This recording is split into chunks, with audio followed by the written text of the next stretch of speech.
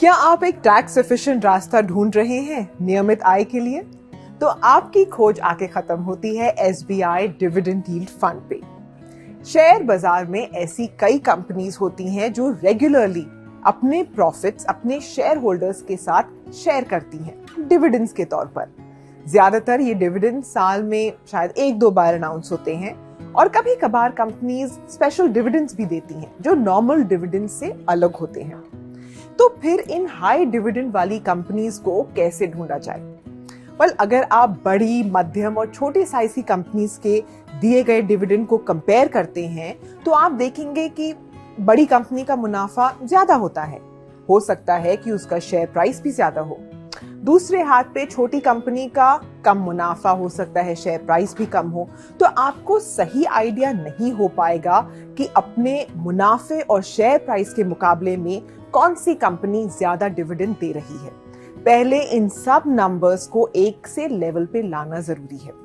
इसके लिए हम कैलकुलेट करते हैं डिविडेंड यील्ड। एक साल में जितना भी टोटल डिविडेंड दिया गया है उसे उसके स्टॉक प्राइस से डिवाइड करने पर मिलती है डिविडेंड यील्ड। तो मान लीजिए कि एक कंपनी किसी साल में टोटल 30 रुपए का डिविडेंड अनाउंस करती है और उसका स्टॉक प्राइस है 600।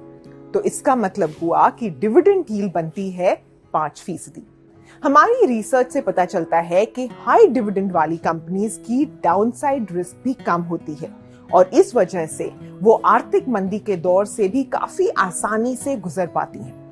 हमने 2008 से अब तक के सबसे बड़े बिकवाली के पीरियड्स को जब स्टडी किया तो देखा कि सिर्फ एक बार 2014 और 2016 के बीच निफ्टी डिविडेंड अपॉर्चुनिटीज 50 इंडेक्स बाजार से ज्यादा गिरा था। और यहाँ बात हो रही है इंडिसेस जैसे निफ्टी 100, मिड कैप 150 और स्मॉल कैप 250 की। बाकी सभी 3 सालाना पीरियड्स में ये इंडेक्स बाजार से कम गिरा, यानी आपकी डाउनसाइड या नुकसान की संभावना को कम किया। डिविडेंड यील्ड फंड्स की यही खासियत आपके पोर्टफोलियो में स्टेबिलिटी या स्थिरता पैदा करती है। हकीकत में तो ये भी देखा गया है कि अगर आपने 2008 में निफ्टी 500 और निफ्टी डिविडेंड अपॉर्चुनिटीज 50 इंडेक्स में 1 लाख रुपए निवेश किए होते तो आपका निफ्टी 500 का इन्वेस्टमेंट बढ़कर बन जाता करीबन 4.25 लाख और निफ्टी डिविडेंड अपॉर्चुनिटीज इंडेक्स का इन्वेस्टमेंट बढ़कर बन जाता 5.25 lakh. SBI dividend yield fund के पोर्टफोलियो पर कोई रोक नहीं कि वो किसी खास सेक्टर या स्टॉक्स को ही चुने। ये फंड किसी भी मार्केट कैप, सेक्टर या स्टाइल से जुड़ा नहीं है। और अब आते हैं टैक्स पर। हमारी तो बात ही टैक्स एफिशिएंसी से शुरू हुई थी, राइट? तो ज्यादातर जो इन्वेस्टर्स डिविडेंड पेइंग स्टॉक्स में इन्वेस्ट करते हैं उनकी जरूरत होती है उन स्टॉक से एक रेगुलर इनकम बनाना। लेकिन याद रहे कि डिविडेंड्स पर 10% टीडीएस लगता है और एक साल में सिर्फ 5,000 तक ही डिविडेंड पर टैक्स नहीं देना पड़ता। इसके ऊपर डिविडेंड्स पर आपको अपनी इनकम टैक्स की दरों के हिसाब से टैक्स भरना पड़ेगा। और अगर आप हाईएस्ट टैक्स स्लैब में हैं तो सेस और सरचार्ज मिलाकर आपकी टैक्स लायबिलिटी बनती है 35.88%। स्टॉक्स छोड़िए, अगर आप डिविडेंड यील्ड फंड में भी इन्वेस्ट करते हैं लेकिन आप इनकम डिस्ट्रीब्यूशन ऑप्शन चुनते हैं तब भी आपको स्टॉक्स जितना टैक्स ही भरना पड़ेगा। लेकिन इस मामले में आपकी मदद हो सकती है अगर आप ग्रोथ ऑप्शन चूज करें और एक सिस्टमैटिक विड्रॉल प्लान शुरू कर दें। इससे सेस और सरचार्ज मिला के आपकी शॉर्ट टर्म कैपिटल गेन्स की टैक्स लायबिलिटी बनती है 17.94% और लॉन्ग टर्म कैपिटल गेन्स की होगी 11.96%। इसका एक एग्जाम्पल देखते हैं।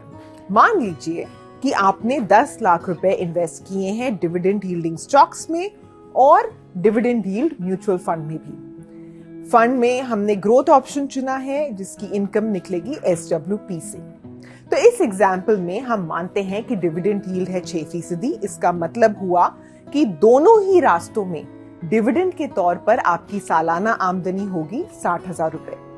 जो लोग हाईएस्ट टैक्स ब्रैकेट में हैं उन्हें अपने स्टॉक इन्वेस्टमेंट पर हर साल 21,528 रुपए का टैक्स भरना पड़ेगा, जो 5 साल में 1,07,000 से थोड़ा ज्यादा आता है। यहीं अगर बात करें SWP ऑप्शन की, जहां मान लीजिए आपकी शुरुआती NAV है 10 रुपए, जो हर साल 10% से बढ़ती है, तो 5 साल में आपका total long term capital gains बनता है 8,677 रुपए।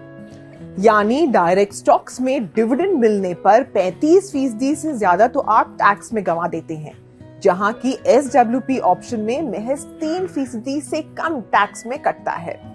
लेकिन निवेश का कोई भी डिसीजन लेने से पहले आप अपने फाइनेंशियल प्लानर या एडवाइजर से सलाह जरूर ले लें।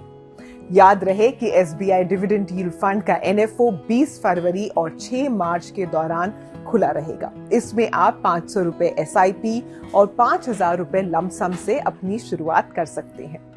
इस फंड की और जानकारी आपको मिल सकती है अपने म्यूचुअल फंड डिस्ट्रीब्यूटर से, तो उन्हें जरूर कांटेक्ट करें। देखने के लिए शुक्रिया। मैं उम्मीद करती हूं कि आपके निवेश का ये सफर कामयाब हो।